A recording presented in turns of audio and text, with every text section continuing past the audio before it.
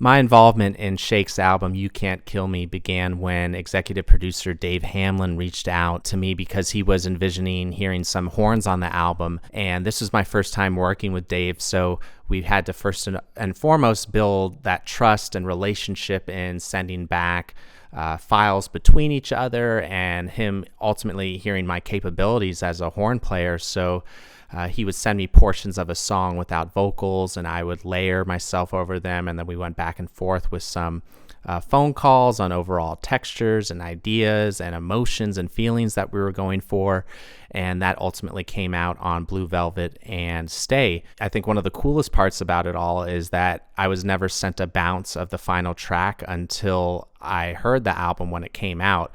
So I didn't hear all the edits or reverb or changes that were ultimately going to be made, or if my horns were even going to make it until the day the album came out with everyone else. So it was a really fun surprise at the end of the day as well.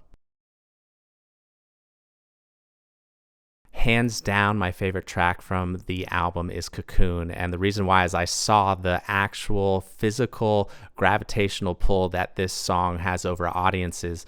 Shake had 4 shows at the Rey Theatre in Los Angeles that were all sold out, and I was luckily invited to play trumpet at each of the shows, and it started with Blue Velvet, and then it went into Cocoon, which were the 2 songs I played on. And Blue Velvet's this like really atmospheric, beautiful ballad almost, and then Cocoon, it just comes in hard, and the audience gets hyped up.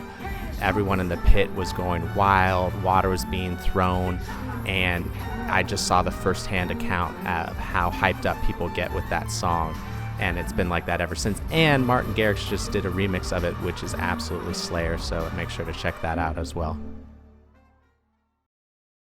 Being involved in an album like this in this small capacity is something that you just dream of as a musician, to help add vibes and overall textures to help the artist's vision come to life. And as a horn player, I hear a lot of tracks that have fake or synth horns on it, and it crushes me because there's such a human emotion behind the instrument.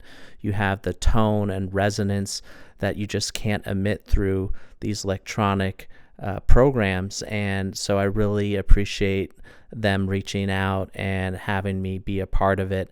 And I met some really cool people along the way as well. At the El Rey show, I met Johan Lenox, who did all these string arrangements. We ended up recording recently together, and meeting Shake's creative team behind the scenes as well. It's like they're all really amazing people, and to see all this come together in a body of work that's enjoyed by everyone, you can't ask for much more.